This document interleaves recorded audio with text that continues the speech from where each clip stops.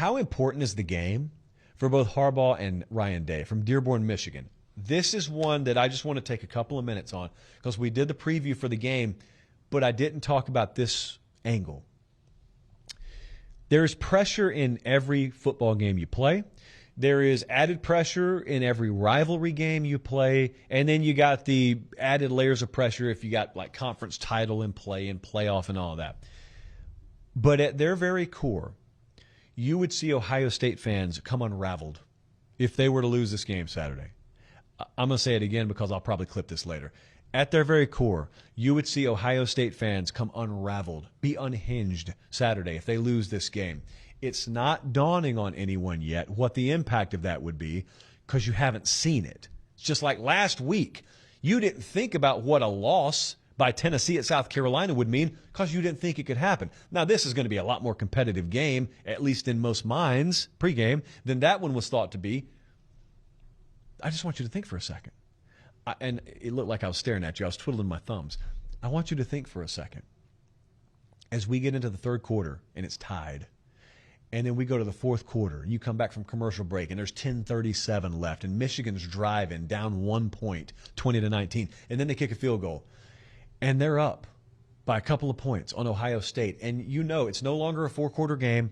This comes down to a couple of possessions, and Ohio State turns the ball over, or they turn it over on downs, or they miss a field goal, and Michigan's got the ball with 4 minutes and change left, and they run the clock out, and you never touch the ball again, and you lose to them.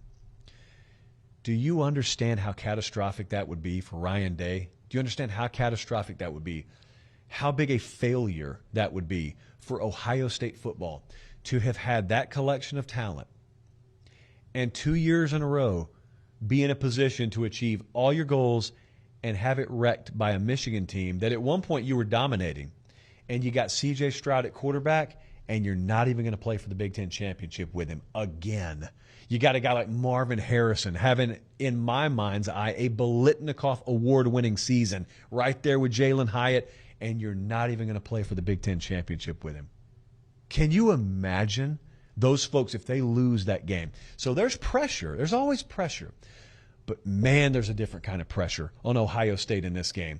I mean, Jim Harbaugh, I don't ever want to say someone's playing with house money. I don't ever want to say, oh, they got nothing to lose. They got a ton to lose. They got as much to lose as Ohio State, except that there's just a little extra that Ohio State has to lose. Because whether you want to admit it or not, they're supposed to win this game. Michigan's not supposed to win Saturday. Ohio State's supposed to win this game Saturday.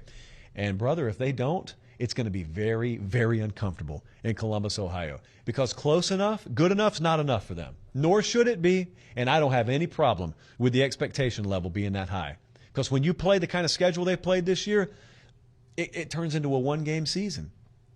And if you want to call that unfair, you call it unfair all you want to. Folks who have grown up on this rivalry, they are perfectly at ease with the odds, with the stakes that are placed on this game, and it is maximum. In every sense of the word, it is maximum. And that's why this thing feels bigger than any playoff game that either one of them will play in. Because to me, folks like me think it is, and they feel like it is. It's going to be incredible. It will be so tense. If that is a one-possession game in the fourth quarter come Saturday, you could cut it with like one of those little flimsy McDonald's butter knives. It would be that thick. Guys, thanks for watching Late Kick. Make sure to leave a comment. I love interacting with you. But most of all, please like the video and subscribe to the channel. That's how we keep all of this free.